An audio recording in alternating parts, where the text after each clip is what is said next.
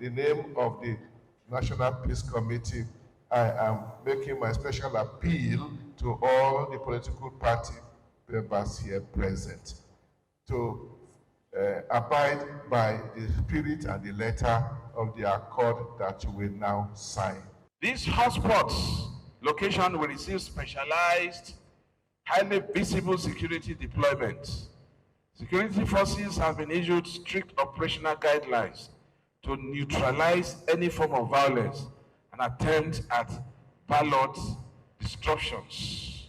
All the people that will be involved will be the one recognized by the Constitution. People should not entertain any fear that maybe all these Amotekun, Vigilante, and all others will be used. Our gathering is to endorse peace, but my government and people are facing police sanction, violence, intimidation.